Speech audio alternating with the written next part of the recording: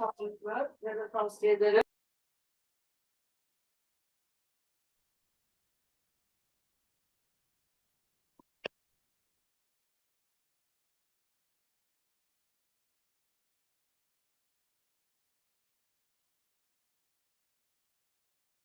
So that would be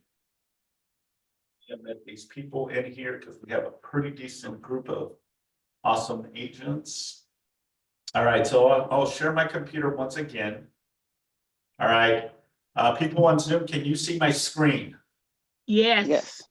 Okay, awesome. All right, so what you do, Rosie, when you log into your account, right? So when you go to California Association of Realtors, it's going to show you this, right? Then instead of going to your transaction, you're going to go to search. You're going to click on search and then you're going to put new forms. You're going to click new forms. Now it's going to take you to a new page. In this new page, you're going to navigate down to where it says new forms and revisions. You all with me? Yep. Yes. Okay. Then you're going to click here and it's going to say new forms and revision. You're going to hover down to where it says June 2024 quick summary, new. You're going to click on that. It's going to take you to this page. The forms are scheduled for June 2024 release. Below, you'll find the latest red line copies of the 2024 draft forms for this coming June. Okay.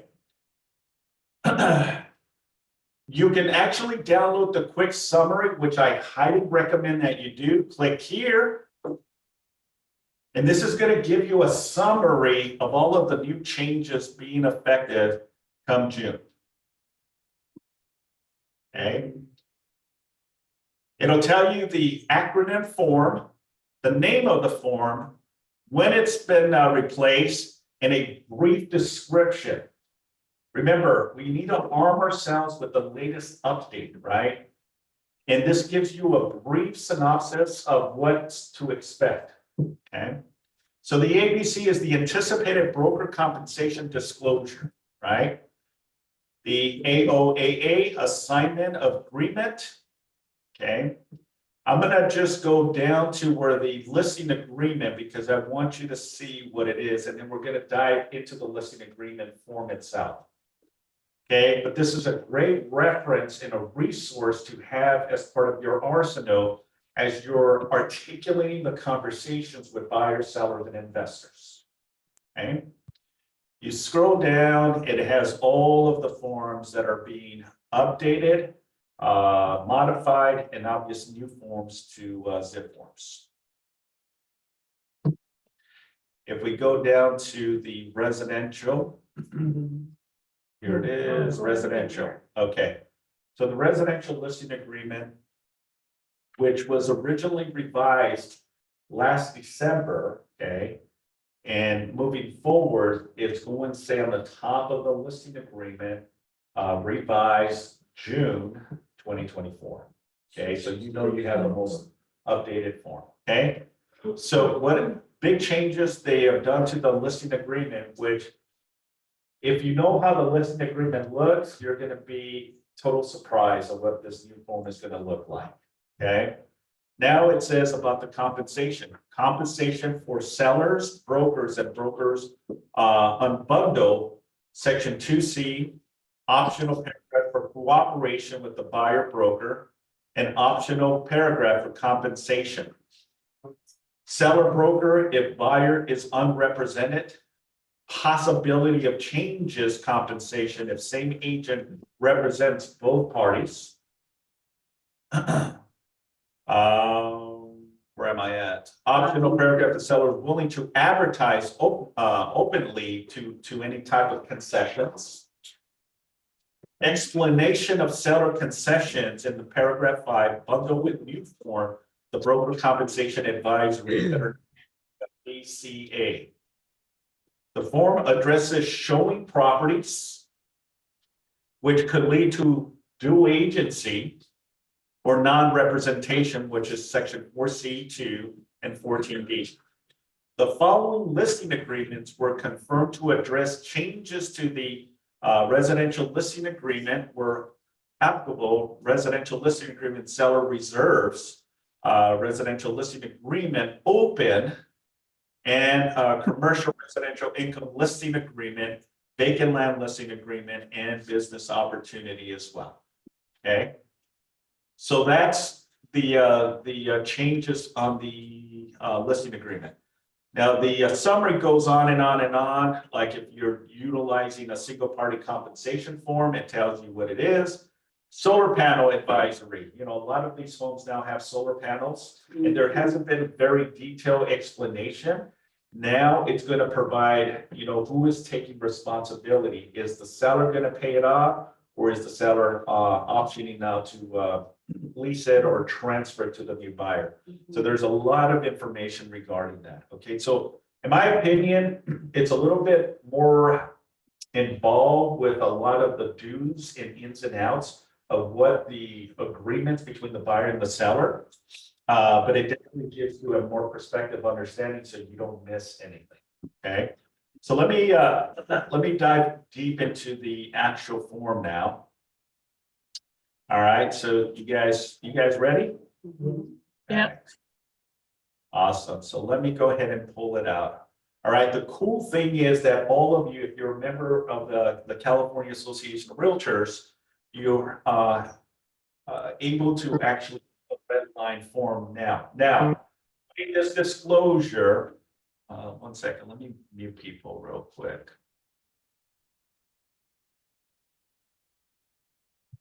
There's a lot of people. If I can have you, please mute yourself, or I'll do it myself.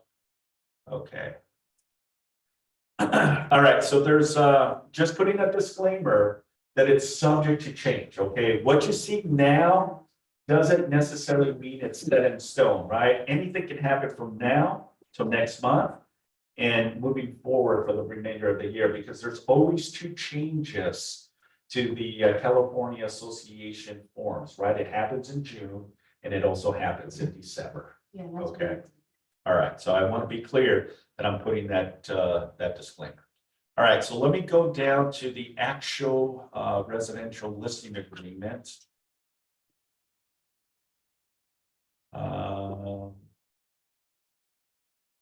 There we go. Okay. All right. So here it is, folks. Let me expand it a little bit. All right, so this is the actual draft of the new residential listing agreement.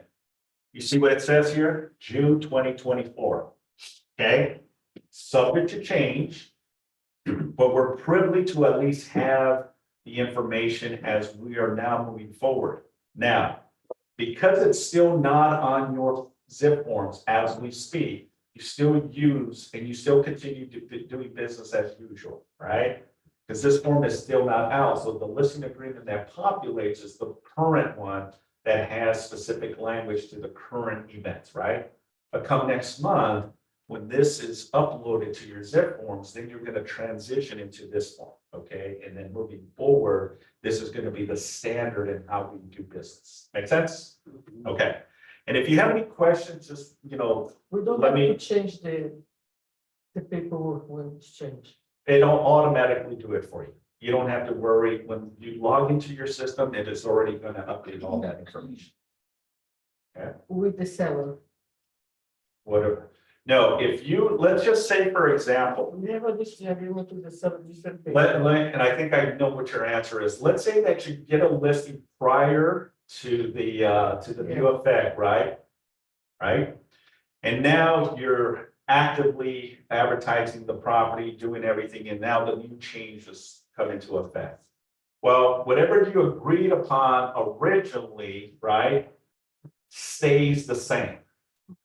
Now, with that being said, it's going to be very interesting of what's going to happen, because part of the settlement was that all multiple listing services, right, MLS, will now not have the compensation.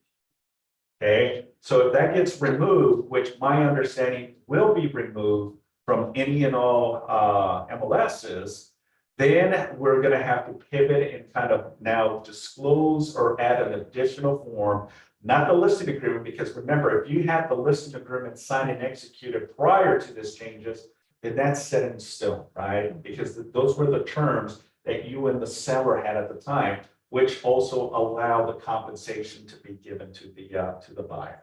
So you will Okay. use like a change of terms? You're gonna probably do a change of terms, absolutely. Now, with that, you can, but again, it's still too early to determine. And that's probably a question that I will be asking the car legal team to find out if we had a pre-existing listing agreement June 10. Yeah. Okay, and then June 25th, the new listing, what happens to the past listing agreement? Do we have to remove it, modify it, have the new buyer, the seller sign a new listing agreement with these terms, because now that is the settlement, or can we still move forward with the current listing? Okay, my understanding, my interpretation of this is it's going to be set in stone, okay, but that's subject to change. Okay, pretty much a lot of it is self-explanatory, right? You know, the date you prepare the form, and it's an exclusive right to sell, okay, between the seller and you as the broker, meaning Keller Williams. Subject property address, county zip code, assessor parcel, which is the APN. The maximum listing period allowed by law for residential property improves 1 to 4 units, it's 24 months. So they added this information that you Maybe not cannot long before. maximize more than 24 months. It could be Surprisingly, 5 years. you can't have a listing more than 24 months now. Do they do that because of the new construction where people are doing? New constructions, new Yeah. flips, Yeah. new developments. So this is the reason they put this provision. So this is something that was added to the listing agreement. And this is again improved with 1 to 4 units, 24 months from the from the date this agreement was made. Okay. The restriction does not apply if seller is a corporation, LLC, or partnership. It is unlawful to record or file this listing agreement as a memorandum or notice thereof with the county recorders. Okay, so this is only if it's a seller living in the property, but if it's a corporation, then that defeats the purpose. So now it goes back to developers and investors, right? It changes the dynamics in that conversation. Okay, now would you have a 3-year listing? You know, for the sake of argument. Well, I don't know. You know, and these are for the individuals as real estate professionals when we are having a buyer investor buy the property. Now they're going in there rehabbing the property, but you're wanting to secure the listing once the property is completely ready, right? And they have some type of agreement. This one, if it's a corporation or a partnership, does not apply. It's only if the seller is a seller, owns the property, not as a corporation, then that is maxed out at 24. So at 24, let's say that 24 comes, you have to have a new list, or you can do an extension of. You could do an extension of it or do a new form. It would probably be an extension of time. Yeah. All right, section 2, terms of listing agreement. This item in this paragraph are contractual terms of the agreement. Reference paragraphs provided for explanation. This form is 7 pages. Seller is advised to read all 7 pages. So this is now the new listing agreement, folks, okay? This is the grid. This is the grid here, which, where did you see the grid before? The purchase agreement. On the purchase agreement, right? This was not part of the listing agreement. Okay, so now this is going to be standard practice, folks, in how we utilize the conversations when we're dealing with the sellers, right? When you go on a listing appointment, this is going to be the new norm. Okay, so you need to arm yourself with the understanding and how you navigate these conversations with the seller. Because the sellers are going to probably start asking a lot of questions, right? So let's dive deep into this now. So paragraph A, A1, A2, and then B, listing period. That's going to be the beginning of the listing period when you're going to go live on the market, right? So if you're going live on the 15th of June, that's the date that you're going to put.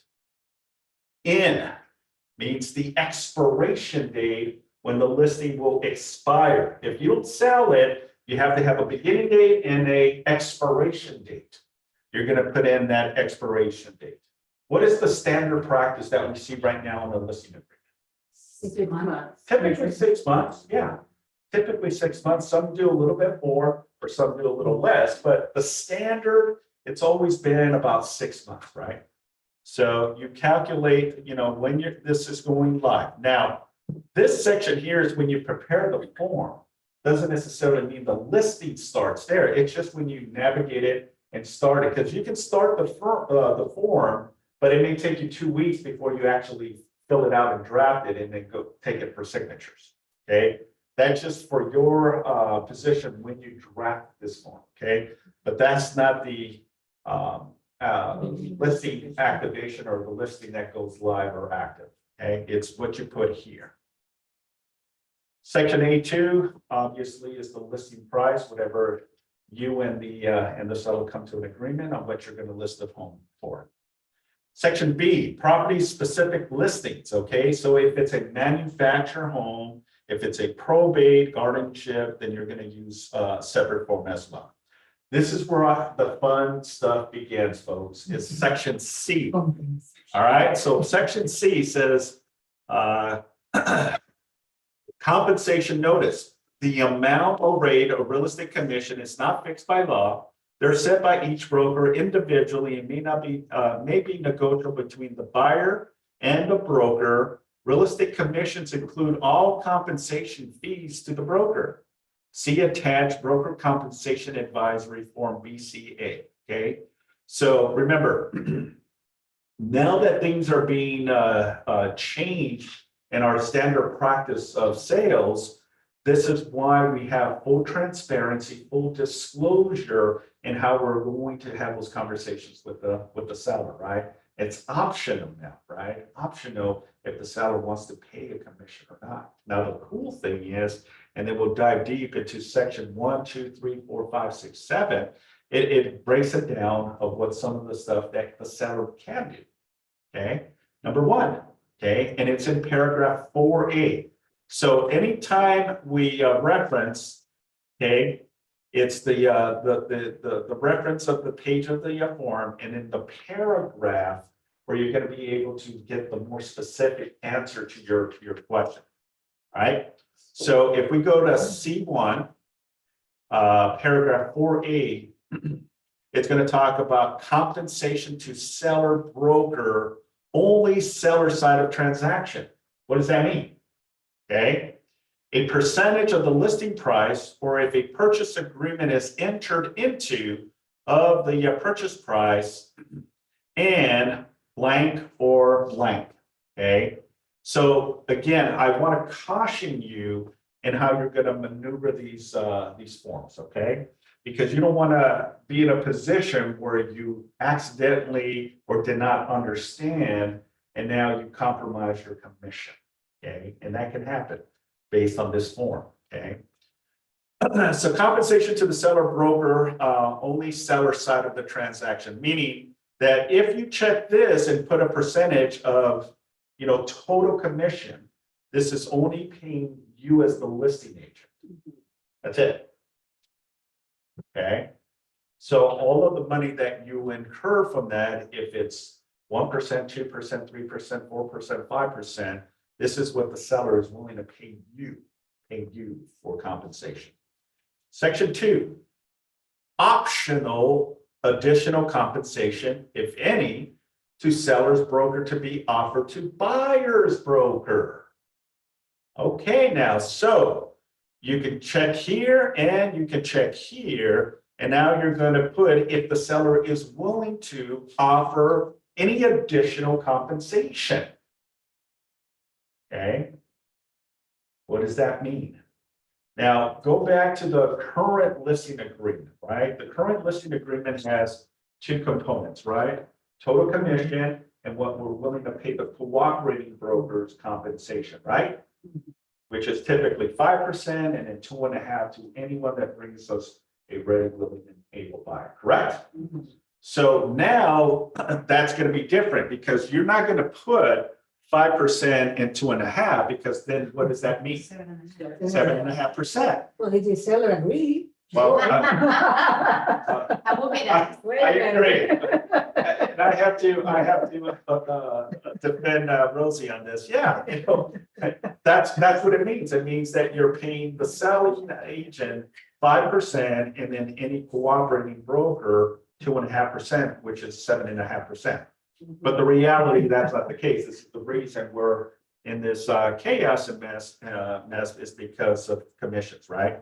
So you're just going to put your percentage, full transparency is, you know, what is it that you're going to be compensated? Okay. So if it's 3%, if it's 2%, if it's 2.5%, you're going to put there.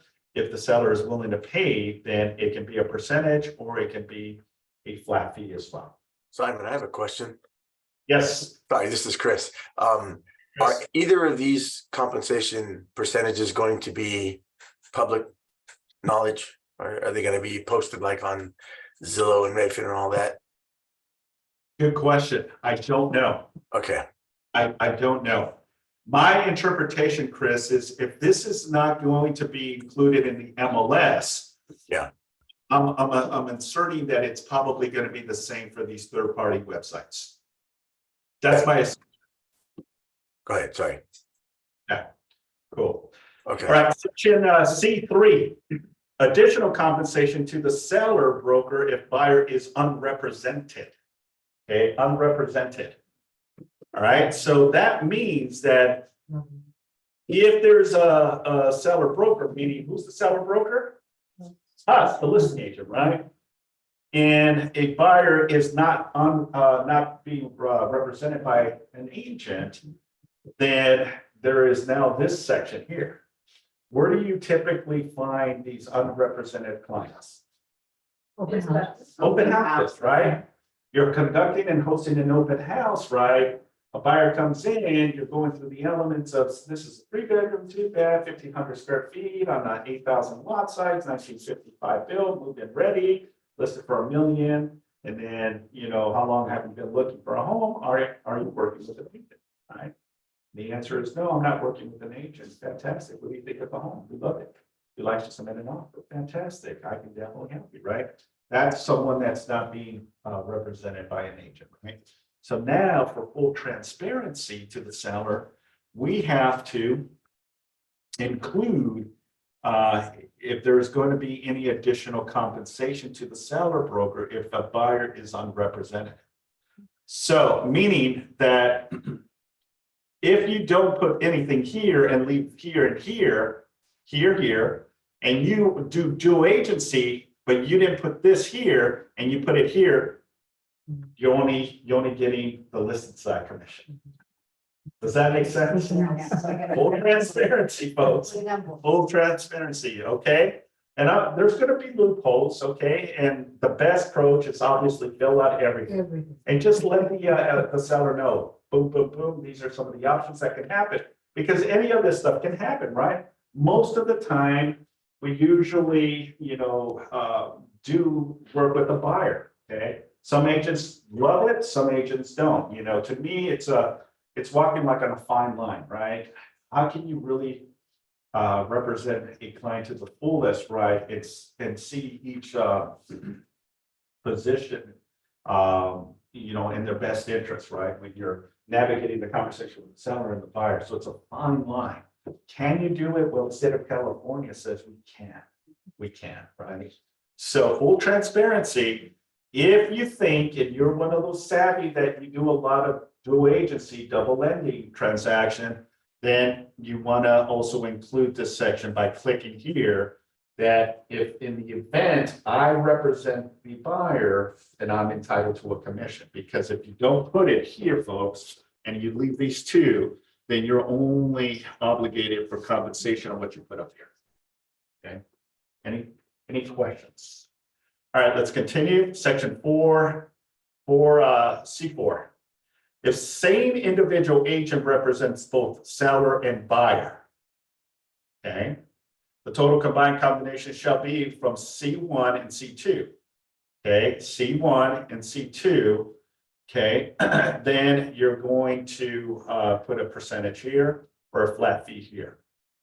Okay, But why would you have C3 and Yeah. then you have C4? that's correct. Doesn't make any sense. Well, I because know- It- you know how sometimes. So, It doesn't make sense, but it does make sense, okay? So the way, and I see how you're thinking, Rosie, and thank you, okay, because it doesn't make sense. Then why would we put a percentage here? Then, you're saying that we need to put, a percentage up here and a percentage here, but we also, so. Again, for the sake of argument, again, it's still too early for me. I'm not saying I'm an attorney and I don't know, but what I interpret is you're gonna check off C3. And then C3 now coincides with the total, so you're gonna add the two commissions, right? Commission for the listing side, commission for the buy side, you're gonna disclose the amount of that commission, and then that you're just gonna do that double again. Okay, so if it's 5%, that if you represent both sides, 2.5, 2.5, then what I interpret on C4 is you're gonna put that total amount. Could you also just put down, say you want to cut the seller a point on that, Yeah. you're gonna be both sides for 4%? That's what it Absolutely. is, yeah. Yeah, so you can modify. Yeah, and that's why that's You should do situated that, that way. That's yeah. right. Me too, That's right. That's what it's for. Yeah, okay, so it goes into even more. So section C5. All right, and then we're gonna go to the paragraph because I'm curious to see what the paragraph says, but C5 says the following. Total compensation to brokers, unless otherwise agreed in writing, seller shall pay broker the amount specified on C1 and C2 if buyer is representative, or the amount specified on C4, okay, C4, if the individual agent represents both sides, Mhm. okay? And then section C, the amount specified on C1 plus C3, okay? So C1 plus C3 if buyer is unrepresentative. I know it's confusing, guys. It took me a while to kind of puzzle this, okay? You know what? So, Representing Because both. We understand it because we're agents, but I think they made it more complicated for the sellers. Because sellers. sellers are gonna look at that and go, what? Yeah. yeah, So I 100%. agree with Rosie, I think it's redundant. Yes. C4, Yeah. because you were already explaining it. but- Yeah, so basically what the whole purpose of this is, again, going back to the full transparency, right? Making sure that the seller understands our position and how we're getting paid, right? And if you don't cross all of your dots here, then if you do represent a buyer, then remember, there's a buyer representation agreement. The whole purpose of this is because not just the seller, but the buyer can also pay you a commission, right? And then that coincides to the reason why we have all these paragraphs, because in the minds in the past, it's always been seller pays compensation, right? But the reality of everything changing is if the seller says to you, look, I'm only gonna give you 2 or 3%. Okay, that's it. I'm not gonna pay any more to that. It's your discretion, right? And a buyer comes in, wants the property, doesn't have representation, you're gonna now have to sign a buyer representation agreement. And on that buyer representation agreement, it says that the buyer is responsible to pay you a commission, okay? But it also has language in there, if anyone other than the buyer gives you a commission, then it credits the buyer from the obligation to pay you. Okay, this is why you gotta be specific in the amount that you're charging the buyer as well. When would you do something like that? Only if your seller says, yeah, I got 3%, that's it, go find the rest somewhere else. Is that how often does that happen? But it doesn't happen that often, but now with all of the new changes, we're gonna start seeing a lot No, more no, buyers. option. buyers compensating the agents as well. Well, when you have a buyer, you have to have the buyer's representation and you're gonna have to agree with the buyer. But in the event the seller doesn't pay you, then you will have to pay, and then you have to agree to whatever amount. That's right. has to be. Yeah, that's right. It sounds conflicted though for the seller, because like, you know, first of all, you gotta price the property. In a sort of way that you're gonna be able to pick up a buyer, that's like, if some buyer comes in and says, I got to do the whole house over, you're done, you know, I mean. I hear you. I hear you. Everything is subject to change, folks. All right, so now let's go into section C6. Continuance of the rights to compensate for broker identified on the prospecting buyer. So calendar days after the listing period or an extension, right? So this, you want to put some type of days of calendar, right? Typically 120 days, 60 days, 90 days, all right? So this is the continuance of the right to compensate a broker identified as a prospecting buyer. So this is, again, if you have a buyer representation agreement, you know, who would be entitled to the extension and compensation. Section C7, seller's obligation to pay previous broker. This is an example. Let's say that the seller had it listed with another brokerage. It expired or it got canceled, and now you're the new agent representing the seller. The seller needs to disclose to us if there's any obligation, right, that they are still obligated or responsible to provide the previous agent or brokerage a compensation of commission. How it works is, you know, right now, currently, if your listing expires or it gets canceled, right, we as agents must provide the seller with a list of anyone that has submitted an offer, seen the property, as an exclusion list of the seller. If any of those individual buyers buy the property after we have it canceled or expired, then we're entitled to a commission. Does that make sense? Okay. So that's all we're doing is disclosing is, and this is again having a conversation with the seller. Hey, you know, in the past, which company have you had it listed? Did they provide you with the list? Oh, it was ABC Realty, 123 Realty, whatever the case. You're going to put that as part of the disclosures in the listing agreement here. Previous listed brokers, you would put here the compensation to above broker or if property transferred to. Okay. All right, section D as in David, optional seller concessions. Okay. So seller authorized broker to put in the MLS that seller is willing to consider offers asking for concessions within the amount up to percentage of the purchase price or a flat fee. Okay. Questions on that? Okay. So this is for the optional seller concessions. Buyers are submitting an offer. They need a percentage of help for closing costs. This is more your FHA clientels or someone that is looking, or even type of concessions such as request for repairs. What Right? about that buy down? Probably the concessions, I would consider that as part of the concessions buy downs as well. Will they be able to use that as a commission for the buyer, say? That's a good question. Yeah. I don't know if that's going to be concessions towards commission, because we already have all of this jargon here that says about how you're going to get paid a commission. So I don't think this is in relations to a commission. Otherwise, I think it would have been very concise that this can be used for concessions or listing seller agents and buyer agents, listing agents and seller and buyer agents concessions. I don't think that's for that. I think it's more for buyer assistance with closing costs, what do they call it, buy down rates or requests of repairs. Questions? Yes. I have a question in regards to the commission. So if on that listing agreement, you say that seller wants to pay the buyer's agent a maximum of 2.5%, then they get the buyer broker agreement, when they submit the offer and they're showing 3% on there. I'm assuming then you have to counter that out in the counter offer. Is that where you're gonna end up countering the difference? Otherwise, the seller's gonna end up paying 3% instead No. of 2.5%. So, and very good question, Joanne. So how it works is the buyer representation agreement, this is why you negotiate that with the buyer. If you're sitting down with the buyer and you're going through the motions of it and saying, Mr. and Mrs. Buyer, you know, part of my responsibility is to find, identify, negotiate, and get you to the finish line of closing the deal so I can give you the keys to your beautiful home.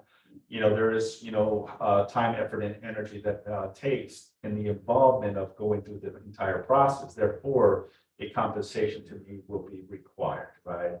Now, the compensation I ask is 3%, right? So we're going to put 3% on the buyer's representation agreement. Then we're looking at homes, we find and identify a home, submit an offer gets accepted, but the seller is only paying 2.5%, right? Well, there's a discrepancy of 0.5%, right? So how it works is the buyer would be responsible to bring in additional funds at close to pay you 0.5%. I thought there was a check mark on that buyer broker agreement that said the seller agrees to pay though that 3%. Well, in the buyer representation agreement, it has language in there otherwise that says that it can be credit or it can be used towards, it depends, but yes, proper documentation and how you write it will definitely identify the commission is going to go to who. Does that make sense? Yeah. Okay. Good questions, folks. All right, so let's continue. Items E, items intended to be included or excluded. So items here, items included, okay, pretty self-explanatory. Areas like the high deserts, mountains areas, there's propane, solar panels, water softeners, alarm systems. Any liens against the property, HVAC, solar panels, windows and doors. Any smart home features seller prefers to include or doesn't include, so you would put it under E5, okay? Now it goes into the public information and marketing. So F1, property will be marketed in the following: MLS, primary or otherwise. So primary would be your CRMLS, any other option, like if it's a commercial, then you have CoStar, you have LoopNet, you have Craigslist, you have homes.com. So any other platforms that you would put additional locations. Okay. If the property is coming soon status, seller does not authorize broker to market the property per the coming soon status in broker MLS, if any. So this is pretty interesting, right? Because in the past or currently, coming soon means you couldn't market it. Okay, you can only put it on the MLS as a coming soon. And coming soon is 21 days, right? So you put it today, it's 21 calendar days, and then it becomes active. Now you cannot put it on hold. It's still going to push the 21 days. So if you don't use 21 days, then you're going to lose it regardless, right? So you have 20 consecutive calendar days for the coming soon, and then at the 22nd day, it becomes an active list. But you can put it on sooner, right? Absolutely. So yes, if you have 21 days, but the seller and you decide, we're ready to put it live, and it's 10 days, then you can put it active on the 10 days. So yes, you can do it anytime between the 21 days. Okay.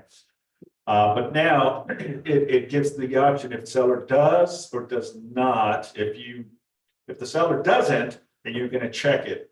If the seller doesn't say anything, then you just leave it blank. So my interpretation is now coming soon, you're going to be able to market that, where we couldn't do that in the past. Okay, coming soon just means it's putting on, we registered, it's not coming soon, but we can do no marketing whatsoever. Now we can promote it as a coming soon to any of your database, your clients, the neighbors, whatever. Okay. Public marketing. To begin on the beginning date of this agreement, or if the seller instructs broker not to do any marketing, the property to the public, then you would use form SELM, which seller excludes listing from the MLS. Okay. Section F4, placing property listing, placing property listing on the MLS, clear cooperation. Property listed will be placed on the MLS within 1 day of public marketing, clear cooperation. And then it says clear cooperation does not apply to this listing. Okay. Section F5, listing features keep off the internet. Seller does not authorize the MLS to make all listing information available to internet sites. If checked, see card form SELI for exclusion. So seller excludes listing on the MLS. Seller excludes listing. What was the form on the internet? Basically, internet MLS. M for MLS, I for internet. Broker and seller duties. G1, timing of presentation of offers. Seller instructs broker to present all offers received as soon as practical, or offer shall be presented on so-and-so date or so-and-so calendar days after the property is listed active. So what it means is seller may say to you, look, Simon, we're going to go active, but I want to wait for all offers for the following Friday. So don't present anything till next Friday. And let's say next Friday is May 10th, right? So what the seller is instructing us to do is to hold off on any offers that you get from now till Friday, and then present everything to me on Friday if any offers are in. Make sense? Yeah. Did you pick the price also, the seller? Yeah, the seller, you know, if you have it listed for $1 million, the seller can pick and choose what offer they want. Part of the requirement. Question? Okay. All right, buyer supplement. Yes, question? Yeah, oh, sorry. Regarding G1, we're still, even if we fill in a date here, in the private remark, it's still best if we go in there and, you know, explain when the offers will be presented.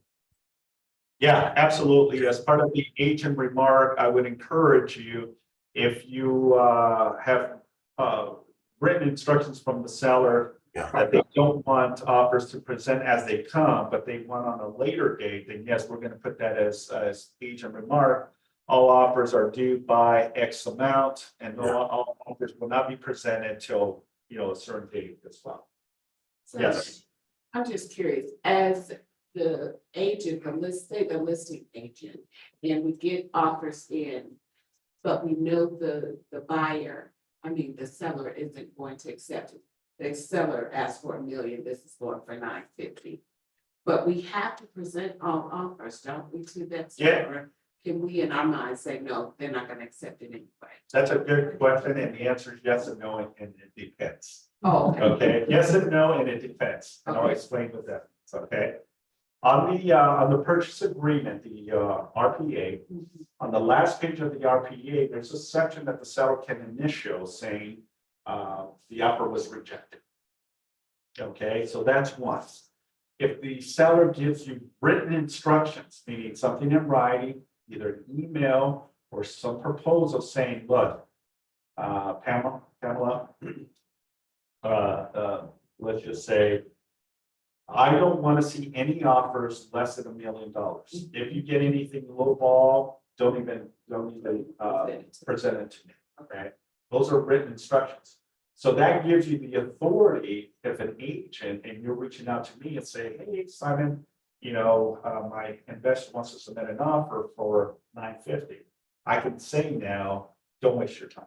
I've been instructed by the client to reject that offer. And you have that in writing, then you don't have to entertain that offer or present it to the seller. But it has to be written instructions from the seller authorizing your position. If they don't put anything, then yes, then the answer would be is if they don't put anything in writing, then they have to, you have to present all offers to the seller, regardless of how low the offer is or high. Make sense? yes. Yes. I'm sorry to go back, and this might be a dumb question, but let's say at the listing time, the seller saying, yes, I'm gonna pay 2.5% buyer's agent, I want them to be compensated. But they're not thinking, okay, well, maybe this buyer's agent is already gonna be compensated by the buyer also. And then when the offer is made and we can see that, but they've already agreed to that 2.5% to compensate Yeah. the buyer's agent, are they stuck paying 5.5? I mean, So is that gonna yeah. happen where they're gonna, the buyer's agent's gonna get 5.5% now? No, Or they're so gonna pay that's a good question, and it's not a dumb question, and it's actually a pretty valid question. So on the offer, when you submit an offer, and I'm not gonna go dive deep into it because for sake of time, but the purchase agreement has a section G, I think it's G3. I think it's G3, that if the buyer agent checks it, what the buyer agent is telling the listing agent and the seller is that I have a buyer representation agreement with this buyer. So for full transparency, if the agent checks out a buyer rep, then they have to divulge that commission that the buyer is responsible to pay the buyer's agent to the listing agent, and now we can coincide and match, how much are we gonna, if any, commission is gonna be And given. how is that negotiation made if the buyer's gonna be compensating the selling agent? And then since they're getting compensated, those sellers like, okay, then I don't have to compensate the buyer now. Well, Is there a and way to counter that out? And that goes back again to what you agreed with the seller. If it's in writing, right? It's in writing. So the seller cannot retract what they have already agreed to. So if the agreement is that they're willing to pay you 3%, but they have also agreed to pay 3% to the buyer's agent, then that offsets with the responsibility of the buyer to pay the buyer's agent a commission. So now the buyer is off the hook of the 2.5% because they divulged this information. But now the seller says, I'm willing to pay the buyer's agent a commission of 3%. Therefore, it credits the buyer. It credits the buyer. So in that, if you know the buyer representation agreement, it says that if it's more that you're getting from the listing side, you put 2.5, but the listing agent and seller are paying you 3%, there's 0.5% that's a bonus, right? And typically the agent can use that towards buyer's closing costs or credit or concessions, or that money can be the bonus to the buyer's agent. Okay. Okay, so again, going back, it's just full transparency. Okay. Hey, that's one. All right, so the next one, listing features kept off the market. Seller does or does not authorize the MLS to make, okay, we talked about timing of presenting, we talked about that. Buyer supplemental offer letters, buyer letters, seller instructs broker not to present buyer letters, or seller instructs broker to present buyer letters. If seller requests or relies on buyer letters, seller is acting against the broker's advice. Okay, so these are your not, I was gonna say love letters, buyer letters that they usually attach, right? Plus your offer, your proof of funds, your pre-approval, and then the seller has the option if they are okay to receive these letters as well. Okay. All right, so investigations, G3. Basically, if the seller is willing to do any of these prior to putting it active. If the seller is going to, get a natural hazard disclosure, pest control, general property inspection, homeowners association documents, the list goes on, or any other, seller shall order and pay for any report selected within 5 days of the beginning date of this agreement. Okay, so this is now the enhancement that allows you to have a conversation. Hey, Mr. and Mrs. Seller, let's be proactive and let's get an idea. You lived in this property for 50 years. You haven't done a general inspection. Let's just see from the scope of the inspector what findings they have. So that way now, full transparency, full disclosure, here's a report now we can use as part of the negotiations when a buyer does their inspections, right? We can give them a copy of it. They can rely on this inspection. Or they can still get their own independent inspection, right? But now you say, I've disclosed everything because all of us know that all properties are sold in this as-is condition, right? Therefore, it's just being proactive and saying, okay, we know that the roof is leaking. We already know that the water pressure is not, at full capacity, whatever the case may be.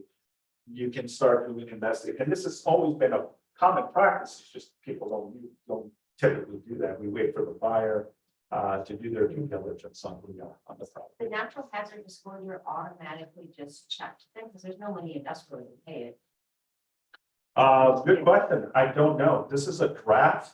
So I'm assuming you're gonna have the option to toggle on or off on it. I think it is gonna have it automatically, but I think you're gonna be able to also uncheck it as well. Okay.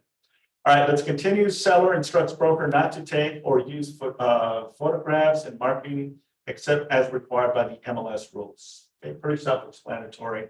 MLS instructions on photographs. Visitors are not restricted from taking pictures of the property. Seller instructs broker to include MLS terms that only persons preparing appraisals or inspection reports may take photos of the property. Okay, so okay, pretty self-explanatory. Any exceptions or ownership title, you're going to put here. Seller intends to include a contingency to purchase a replacement property, which is pretty self-explanatory. If the seller is looking to find a replacement property that's contingent upon the finding, then we're gonna check off the SPRP RP form. Okay. So if there is an open house and the visitor wants to take picture, you would say no? Yeah, per the seller's instructions. Yeah. You cannot do any videos or any photos. The only images that you can are the images on the MLS. So if it's a written, Another realtor can do that? that's Can take correct. picture? Yeah, that's correct. Based on this language, it says visitors are not visitors are not restricted from taking photos of properties, or only if you check this off, seller instructs broker to include MLS terms that only persons preparing. So if the seller doesn't want you, because right now you can't, right? If you don't check this off, then anyone can go and start doing videos, social media, take photos. But if the seller says, no, we cannot take any videos, it's more for privacy, right? There might be collectibles, there might be antiques, there might be things of value. And, maybe the sellers are very private. They don't want you to do that for that purpose. Because what happens most of the time when they're videotaping, right? They usually post it on social media right now. People know, oh, that house on 123 has the safe.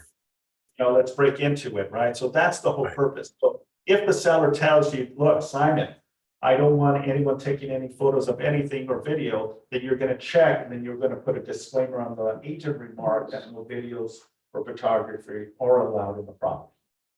But another realtor can do that because they say. No one. No agents, no. Yeah. So that happens a lot at open houses, when people just start taking their camera out and they start filming without asking sometimes. I know. Yeah, And that's going to be an interesting one, because most of the time the agent is not there, right? So we cannot monitor this. Yeah. But the only thing we can do to cover our basis is to disclose it. Hey, we instructed the agent, and maybe even having a conversation. Yeah, we confirm with you for 5 p.m. This afternoon for a showing, but please make sure that you or your clients do not take any photos or videos of the place. or you can print signs and post them on the walls in the house during your open house, maybe. That's right. Yes. Should we ask the agent, can I take picture? Again, if the seller says no, then we have to abide by the seller's instructions. I know, but I'm having an open house from somebody else.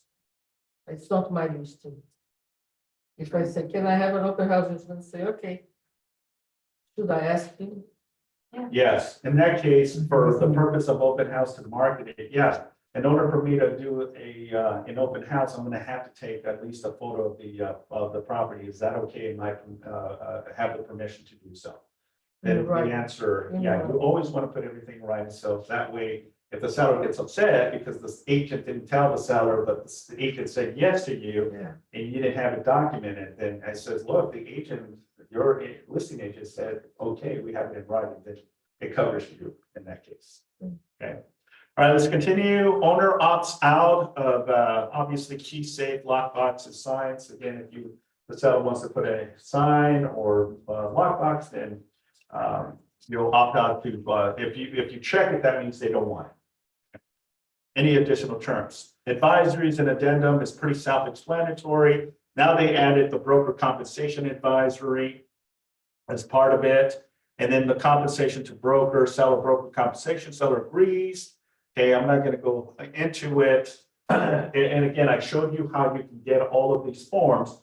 I encourage all of you to read the forms. And if you have any questions, by all means, reach out to me. If you're part of, again, California Association of Realtors, call the legal hotline too and ask them, hey, I just saw the new release of the listing agreement. I have a question regarding section 4B and B and C, right? As an example, can you tell me a little bit, right? And then they'll give you the answer, right? Can I make a comment? It's really not, it's. Yeah. Kind of pertains to the listing agreement, not, but I find that when I do open houses. And I'm a huge dog lover, but I really don't think it's appropriate that people bring their dogs in. Yeah. And people try to bring their dogs in, so I'm assuming we can address that on there with the seller so that the seller can. Yeah, so that's a good question because of everything that we see, I never thought that I would see dogs at restaurants and markets, right? But it's like, why are there dogs in here? You know, but the reality is people are just kind of turning the other way around, right? They're not really saying much about it. But when it comes to private property residents, you know, I believe as a homeowner, you have the right to say, look, I'm sorry. Pets are now, and you can use that the homeowner is allergic, right? And they're very allergic to the hair. So we cannot allow any pets. You're more than welcome to come in here, but you know, and being an agent, if you have another person helping, maybe you can have that agent help with the dog outside, just holding, you know, the dog with the leash, right? So the consumer can look at the property. But that's a very good question, and I believe, you know, we should have the rights to say no to pets, even though they're service. Well, if they're service animals, it's a different element. But if they're just a pet and they're just bringing them because they're walking their dog, then I think we have the right to probably decline that wish to go. So, yeah. They added solar on there, which is great. I'm happy about that. But did they add anything for HOA assessments? Because a lot of times we don't know until we get the HOA demand that there is an assessment. See me after, I think there is language in Is there. Okay. Yeah. I just can't see that part. Sorry. Yeah, so total compensation, it goes again based on the information on the grid, C1, C2, all the way to C3. And then all of the stuff that is in red is things that have been added to this listing agreement, right? Again, I'm not going to go for the sake of time already, and I apologize. But again, utilize this form. If you don't have access, send me an email and I'll be more than happy to send you the redlining of this agreement or any of the new forms, okay? Seller's concessions are monetary payments that a seller agrees to contribute towards buyer expenses. Remember we were talking about, is that can be used for commissions? Or here it is, buyer's expenses. Any cost to buyer is responsible for the transaction. Concessions may include, but are not limited to cost of escrow, title, lender fees, repairs, inspections, and broker compensation. Okay, so there you go. So the concessions can be used towards commissions, folks. So what is the lender saying that that's gonna be really hard, maybe because they don't know that it was added to the. Well, Yeah, but they say again, they can't- I haven't really dived deep into this because we just got this form. But what I'm reading is that, yeah, the seller can use part of the concessions towards Good. commissions. We're covered. Okay, so that means that we would be covered as well. Yeah. All right, and I think I'm reading this right, inspections and broker compensations, concessions identified in the MLS must not specify the concessions are to be used for broker compensation. Wait. Oh, wait. Concessions identified, on the MLS listing Oh, it has to be. must not right. specify the concession. So Oh, basically, in the yeah, on the MLS. Then Okay, it so would really threw me off a little yeah. bit, but basically we cannot put that on the MLS, right? Because right now we can see concessions or commissions to be paid out to a walking broker. What that language says is moving forward, you're not going to be able to. Yeah. Okay. Concessions must be allowed to be used for any permissible expense or cost. All right, again, a lot of information, folks. Lease or own items. Multiple listing service, a lot of the stuff that is already on the MLS. And you know, obviously the benefits of having it on the MLS. Public marketing, coming soon status, we talked about that. Presenting offers, additional certain buyers may not be able to pay compensation to a broker. These buyers may request for seller to pay buyer broker through a term of concession requested in the purchase agreement or through a separate compensation agreement. If seller has not authorized broker in this agreement to pay the full amount, buyer owes buyer broker or any amounts. Seller is advised to discuss and consider the best strategies for seller related to the presentation of offers. Pretty self-explanatory. Deposits, agency relationship, showing properties. Seller acknowledged the real estate broker must have a representative agreement with a buyer before showing the property to the buyer. Seller consents to broker entering into the buyer representation and broker compensation agreement with the buyer, and that by doing so that the brokerage company will become a dual agent representing both buyer and the seller.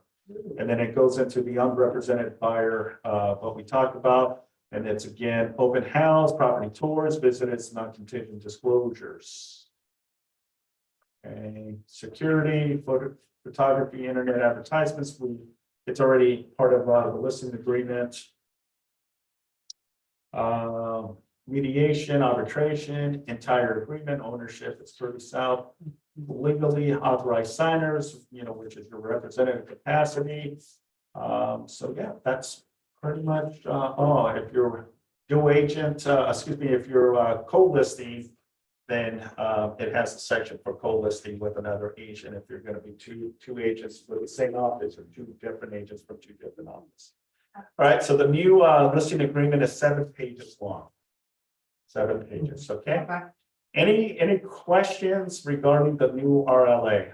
I know I threw a lot at you, but remember the best practice is to go in there, read the entire document and write some notes and either speak with me or speak with paralegal as well. John, do you have a question, sir? Yeah. I work with a lot of trusts and I like, usually there's like maybe 2, 3 siblings involved.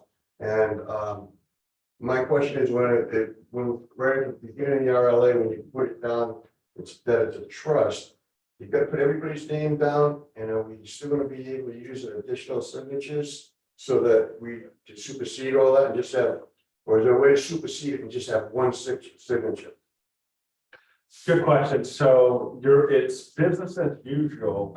So if you have more than one person authorized, then you're going to put the name of the trust or probate, right? Mm-hmm. And then the representative capacity will illustrate their position on their authorization to sell the property.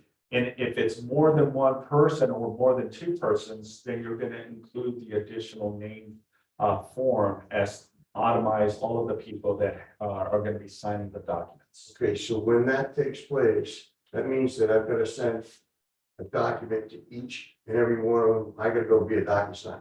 So can't do a supersede everybody and just have one signature? No. If there's only one party, John, if there's only one party authorized on behalf of the trust, then yeah. Okay. But if there's multiple like siblings and there's 7 siblings, Yeah. all 7 have to agree to it.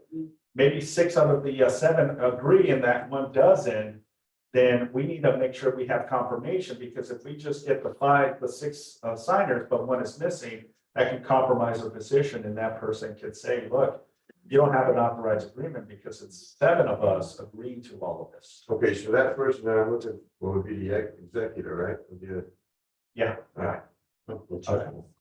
Any other questions before we close our session? Yeah, going on the heels of what Don's question was in trust, as it is right now, when somebody has a home in a trust, some agents I'm seeing that they're putting the entire name of the trust as the seller. but a trust can't sell the property, only an individual can, right? That's correct. So it has to be the individual's name, comma, trustee, if they're a trustee. It can't be like, Chris Vlaho's Family Trust of 2024. That's not the name of the seller. It has to be my name or whoever the seller's name is. Is that still correct? So it has to be the name of the trust. Okay, It's no difference. Okay, let me put some clarity, folks. Okay. yeah, So it's like an entity, right? An entity can be like a corporation, right? Let's say the corporation is ABC Corporation, right? That's gonna be the entity that's gonna sell the property or buy the property, right? But that entity cannot do anything without an authorized party, right? right. Authorized party can be the CEO, the president, vice president, the treasury, a member. They are the ones that are signing on behalf of the corporation, right? Right. So in this case too, if the entity is the trust, you're gonna put the name of the trust as the seller or buyer, but then the representative capacity would be who is authorized on behalf of the trust, behalf of the corporation to sign on the selling of the property or buying of the property. Then you're going to distinguish them by, John Smith, Simon Cazares as an example. Does that make sense? Kind of. We'll talk later. I'll come back later. Okay. Yeah. Well, you can see me after too, Chris. Okay, thanks. All right, well, I'm gonna go ahead and stop sharing. And yeah, if you have any additional questions, I told you how you can navigate to get all of the redlining forms. We talked about the all new forms being revised and new forms being in effective June 2024. We're looking at June 25th, I believe, is the date for all of these new forms. And again, it's subject to change, folks. Okay, what we talk about today can be totally changed. They may even push, right, with the DOJ, the Department of Justice, now involved with the NAR. All of this can be pushed, right, and go back to like COVID times as an example, right? During COVID, we thought, gosh, we're going to be able to release our masks, and they pushed it for another 6 months. Okay, that could be the situation that we may be involved in. Okay. With that being said, I appreciate you. Thank you. This is awesome. We see so many people in class. Every Friday, 10:30 in the training room, we're going to be talking about different new forms. Okay, so be on the lookout. Next Friday, we're going to be talking about the other form that's new as well. And again, if you have any questions, by all means, please don't hesitate to reach out. And I like the timing, Simon. Beautiful.